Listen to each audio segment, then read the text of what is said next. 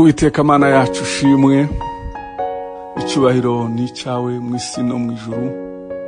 Ni wowe watugiriye ubuntu bwo kuba imbere yawe. Iyi minsi 3 tumaze tuganira ku bumana bwawe, ku bubasha bwawe, ku bushobozi bwawe no ku rukundo rwawe, byatumye turushaho kugenda twumva tukwegera. Tugufitiye inyota, turagusonzeye, kandi bifite impamvu. Reka tugusonzere bifite impamvu, nuko ari wowe uhaza kwifuza kwacu, nuko ari wowe tumara ubwoba, nuko ari wowe udutinyura, nuko ari wowe uduha imbaraga, nuko ari wowe uduha kujya imbere, nuko ari wowe uduha kwaguka, nuko ari wowe uduha gukomera, nuko ari wowe waduhaye umurage n'isezerano ry'ubugingo. Tuguwe neza, turagushimiye kubw'ijambo ryawe tugiye kumva muri uyu mwanya, kandi turizera ko uvugana n'imitima yacu gutegereje. Akunyoteye, ihesha icubahiro mu izina rya Yesu Mwami, amen. Torero ry'Imana, nongeye kubasuhuza. Uyu ni umunsi wa 3 tuganira ku ishingiro ry'ibyiringiro ry'abizera, ari we Yesu Kristo. Kandi reka dushime Imana yadushoboje kubana namwe no kuganira aya magambo y'Imana. Tudatinze rero, reka twinjire muri uyu mwanya mbibutsa ko mu magambo menshi twaganiriye ku munsi w'ejo nababwiyemo impamvu 3 cyangwa 4, impamvu 4 zikomeye zituma tugomba kwiringira Uwiteka. Icyambere nuko atuzi kandi akamenya ibibazo byacu byose. Niko twasomye mu ijambo ry'Imana. Yesu arimo yigisha abigishwa be, arababwira ngo mwirinde kwiganyira, mutazamera nk'abatizera, nk'abapagani, kuko nibo barangwa n'amaganya no kurira, kuko mwebwe mutaravuga ibyanyu Data arabizi. Mutarabisaba, mutaringinga, Data arabizi. Mwene Data, iryo banga urigumane, iryo banga urigendane, urigumeho, uvuga uti ibi nabyo Data arabizi. Icyo ni icyambere twavuze ejo mu mpamvu zituma tugomba gukunda Imana. Impamvu ya kabiri twavuzeho nuko ntibimenya gusa, ahubwo itwitayeho.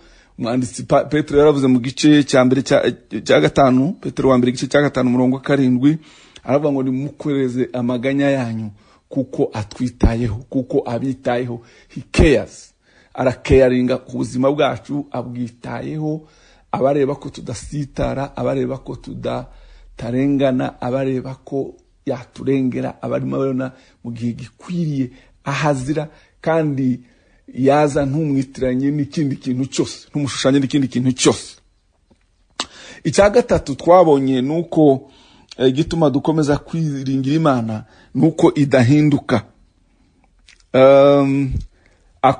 Ikora ibyo ishaka, kandi nubwo ibihe byahinduka we ntahinduka. Abantu barahinduka, ibintu birahinduka, ibihe birahinduka. Ubundi ntawari gutekereza ko iki ari igihe cy'abantu cyo kuba mu mazu.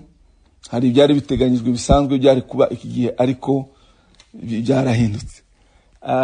Hari indirimbo twajyaga turirimba ivuga ngo ibihe birahindagurika, iyi si irahindagurika, tukavuga ngo mushikame torero ry'Imana, Yesu Kristo we ntabwo ajya ahinduka. Yero ibintu birahinduka, isi irahinduka. Ariko Paulo yandikira Abakorinto, urwandiko mbere rw'Abakorinto igice cya 1 umurongo wa 9, aravuga ngo Imana niyo kwizerwa, yabahamagariye gufatanya n'umwana wayo Yesu Kristo umwami wacu. Kristo nuwo kwizerwa, ntahinduka. Ibyo yabivuze abihagazemo kandi azabisohoza. Icyakane twavuze bidutera gukomeza kwiringira Imana nuko ibishoboye irabishoboye rwose. Mu Befeso igice cya 3 umurongo wa 20 haravuga ngo umurongo wa 20 igice cya 3 haravuga ngo nuko ibasha gukora ibiruta cyane ibyo dusaba ndetse n'ibyo twibwira byose kuko imbaraga zayo zidukoreramo. Imana ibasha gukora ibiruta cyane ibyo twinjiza mu mitwe yacu. Muzi ko burya dusaba ibingana n'ibyo dutekereza, kandi dutekereza nyine ibingana n'ubushobozi bw'ubwonko bwacu. Ariko ubwo ni ubushobozi bwa kimuntu, ubwo ni ubwenge bwa kimuntu, iyo ni imitekerereze ya kimuntu. Imana yo ibasha gukora ibiruta cyane ibyo twibwira n'ibyo dutekereza. Rero uyu munsi tugiye kureba umumaro wo kwiringira Imana, kandi turebe n'uburyo twitoza kwiringira Imana. Ni gute umuntu yakwitoza agatoza umutima we kwiringira Imana. Reka mbabwire ko mbibutse ko ubuzima bwa Gikristo bwose, yewe n'ubuzima busanzwe burya bugizwe no kwitoza ukarema akamenyero mu buzima bwawe, katari akamenyero k'imikino, ariko akamenyero gatuma urema umuco, ukarema inyifato.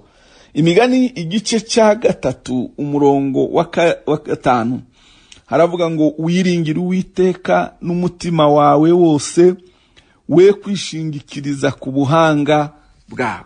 Wiringire Uwiteka n'umutima wawe wose, we kwishingikiriza ku buhanga bwawe. Ndashaka kubabwira intambwe 7 umuntu atera mu buryo bwo kwitoza kwiringira Imana. Icyambere nuko utagomba wowe kwiyiringira. Ugomba kumenya ko uri umunyantege nke. Icyo nicyo cyambere. Iyo niyo ntambwe ya mbere umuntu atera kugira ngo abashe gushikira kwinjira mu ntambwe zo kwiringira Imana. Icyambere nuko ubanza kumenya ko wewe ubwawe uri umunyantege nke. Ntiwigirire icyizere wenyine ngo uvuge ngo ibi ndabihagije, ibi ndabyikemurira. N'ibyo ushoboye gukora, yewe n'ibyo wakoze ukagaragaza ko ubifitemo inararibonye. Dawidi yigeze kubiduhamwo urugero. Bibiliya itubwira ngo yigeze kurwana n'Abafilisitiya, hanyuma ngo agisha Imana inama, arayibwira ngo ese ntera Abafilisitiya. Imana iramwemerera, iramubwira ngo ubatere ubaciye mu mpinga z'umusozi. Bibiliya iravuga ngo Dawidi arabatera, arabatsinda. Bukeye barongera bariyegeranya baragaruka. Dawidi ntiyagendera ku inararibonye rye, ntiyashingira ku inararibonye rye, ku buryo azi guteranya imibare, ku buryo azi kubika ibintu, ku buryo azi gukora ibintu, ku buryo azi kuvuga. Ahubwo ngo aravuga ngo reka nongere nsubire ku Uwiteka mugisha inama. Dawidi arongera ngo avugana n'Imana. Imana iramubwira ngo ntubatere ubaturutse imbere, byihorere, ahubwo usubire inyuma, wicare utegereze kugeza ubwo wumva umuriri. Haleluya.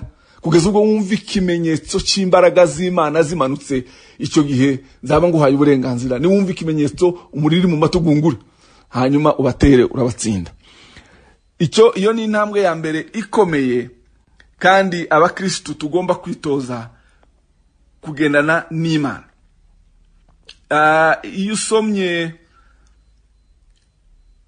mu Baroma igice cya 11 umurongo wa 33, Bibiliya avuga ngo Imana niyo imenya uburebure bw'ikijyepfo n'ubwinshi bw'ubwenge n'ubuhanga, kandi niyiduha kumenya ibyo twebwe ubwacu tutabasha gushikira ngo tubisobanukirwe kubera imbaraga ziyikoreramo. Usomye ico gice cy'Abaroma umurongo wa 13 na 11 umurongo wa 33 haravuga ngo mbega uburyo ubutunzi bw'ubwenge n'ubumenyi by'Imana bitagira akagero, imigambi yayo ntihinduka, n'inzira zayo ntizirondoreka. Umva, ndashaka ko nubwo uri umukiranutsi ubiheshejwe no kwizera, nubwo uri umwana w'Imana, nubwo ufite umwanya ukomeye, wige guha Imana umwanya wayo mu buzima bwawe, uhinduke muto cyane. Icya kabiri, intambwe ya kabiri itwigisha uburyo bwo kwiringira Imana, ni ukumenya gutakira Imana. Ibyo bigomba kugaragara no mu magambo, ntabwo ari mu mutima gusa, no mu magambo. Twige kuvuga tubwira Imana intege nke zacu, dutakira Imana. Kuko ku murongo wa 6 hahandi turimo dusoma mu migani igice cya 5 umurongo wa 6, Bibiliya iratubwira ngo reka tuharebe. Igice cya 5 umurongo wa 6 haravuga ngo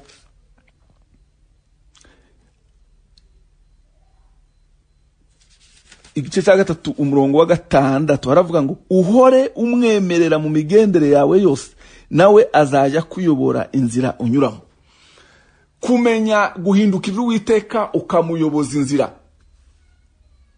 kubwira Imana ikibazo cyawe, ni ikimenyetso cyo kuyiringira. Twarananiwe muri iyi minsi, tusigaye tusa n'abantu barushe mu migirire no mu mitekerereze. Mu buryo ni byiza kujya imbere y'Imana. Hari uburyo bwinshi bwo gusenga. Hari ugusenga umuntu acecetse, hari ugenda avuga, hari ugusenga avuga cyane. Ariko ndagira ngo nkubwire ngo uko wabikora kose ugomba kumenya kuexpressinga, kuvuga ibikurimo, utakira Imana kugira ngo ize igutabara. Intambwe ya 3 ituma igutujyana mu kwiringira Imana, no kumenya kwitandukanya n'ikibi, guhunga icyaha. Mu migani muri iki gice turimo dusoma cya 3 umurongo wa 7 haravuga ngo ntiwishime ubwenge bwawe, ujye wubaha Uwiteka kandi uve mu byaha. Iki ni ikintu gikomeye cyane. Aha niho haba intambara nini y'ubuzima bw'umukristo, kunesha icyaha, kuva mu cyaha, gutsinda icyaha, kureka icyaha. Iyo wimenyereje kuba mu buzima bwo kwera no kwitandukanya n'icyaha, uba uri mutera intambwe zo kwiringira Imana. Icya kane nuko ni ugushyira imbere Imana imbere mu mwanya wawe wose.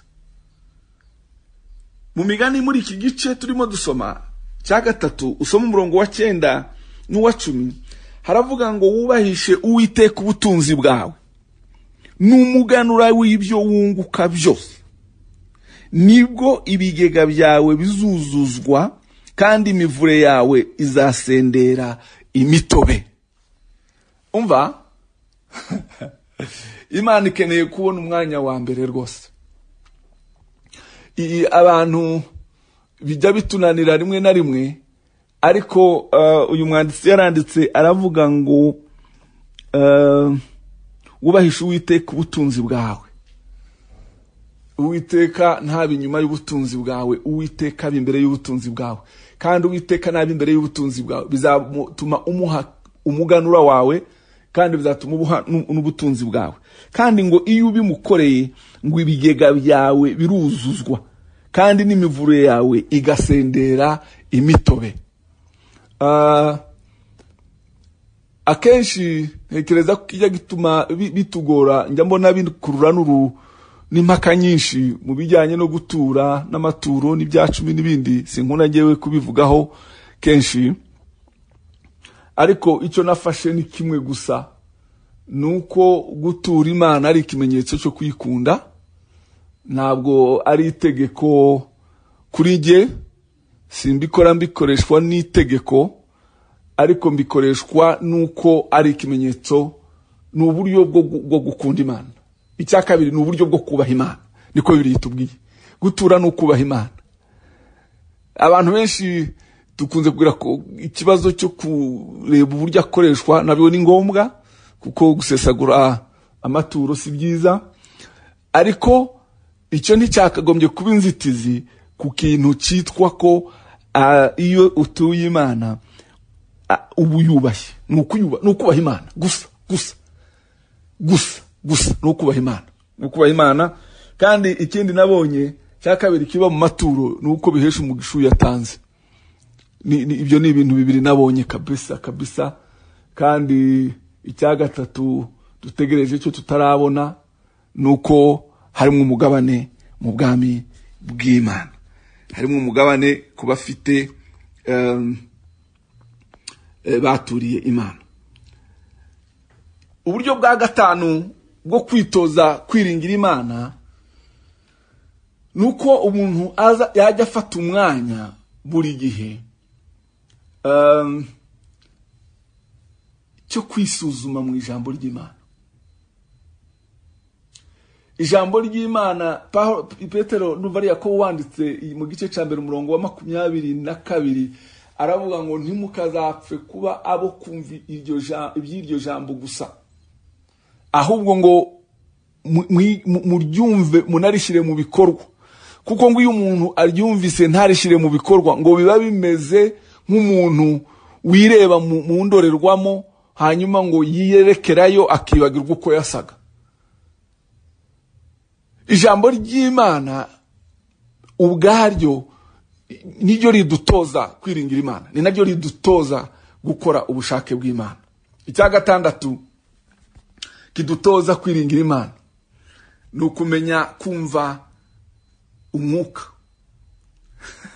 kumenya kumvira umwuka, kumenya kumva icyo umwuka avugana nawe. Hari abantu njya ntangara abantu b'abakristo ariko bakavuga ngo ntibajya bumva uko umwuka avuga. Icyo kintu ntekeza ko ari uwo muntu aba afite ikibazo cyo gukizwa no kubyarwa ubwa kabiri n'umwuka wera, noneho akagira izina ry'uko ari umukirisitu ariko adafite umwuka w'Imana. Kuko umwuka w'Imana niyo Mana iba muri twe, niyivugana natwe.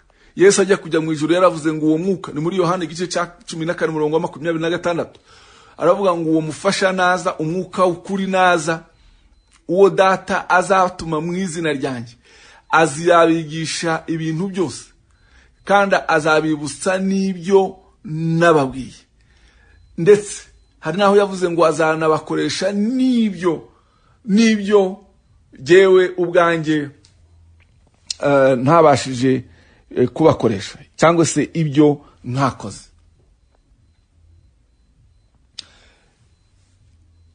Iyindi ntambwe ya nyuma yo kwiringira Imana ni nayo cyane cyane kuze kumvikana mu bantu, ni ukumenya kuruhukira muri yo.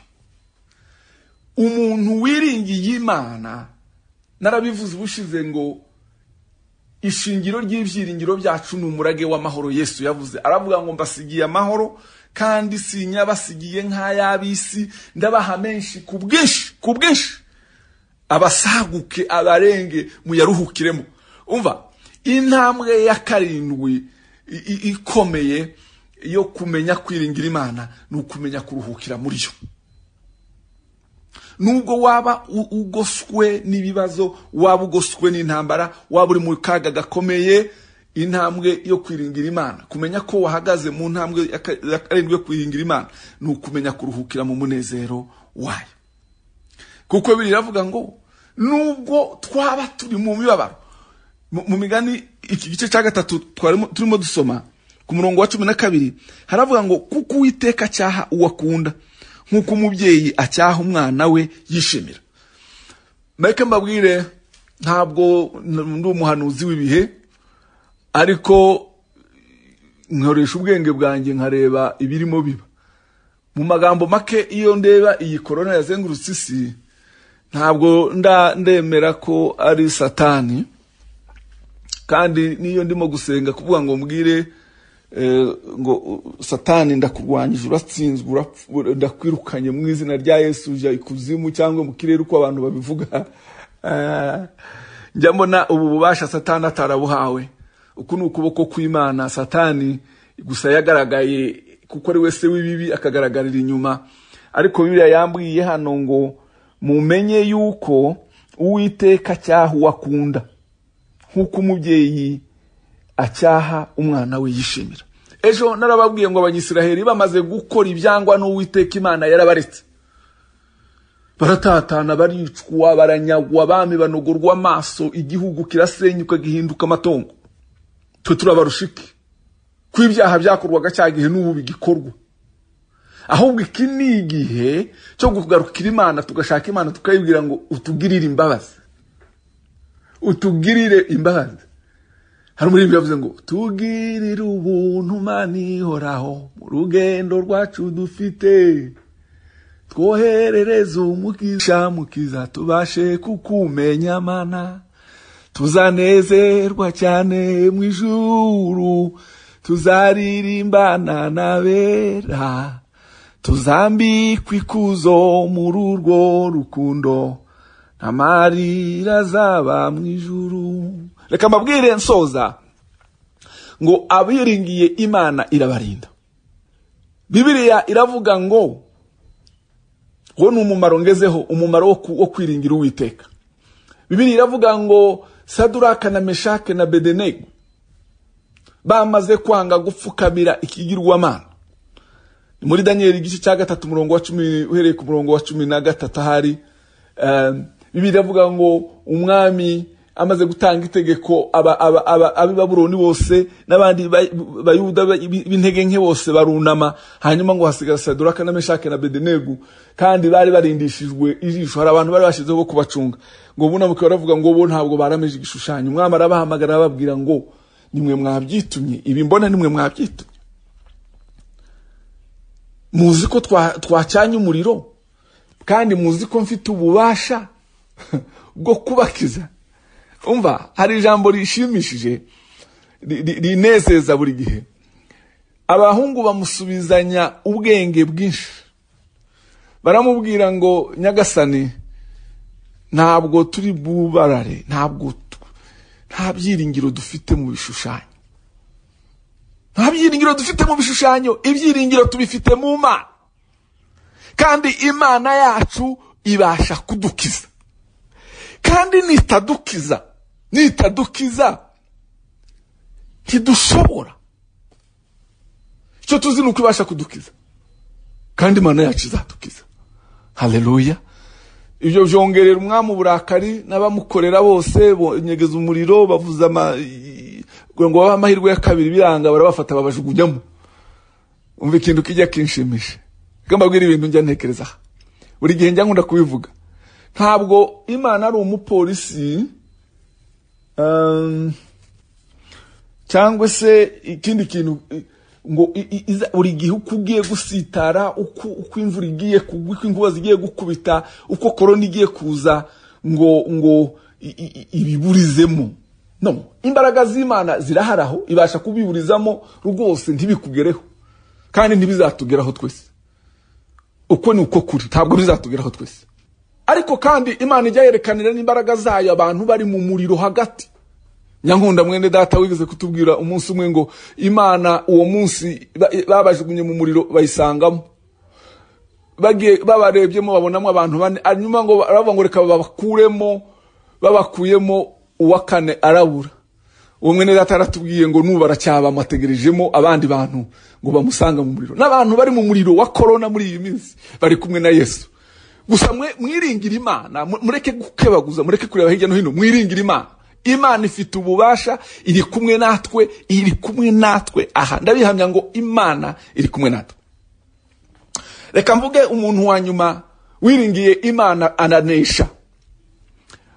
Dawidi yagiye gusura Abisiraheli, yagiye gusura bene se iyo bari baragishiye. Hanyuma asanga hariyo n'urugamba. Rero hari urugamba na Sauli hamwe n'ingabo z'Abanyisiraheli barwana n'Abafilisitiya. Hakabamo umugabo wabateye ubwoba, wahagaze ku musozi wajyaga ahaguruka kirirwa batuka.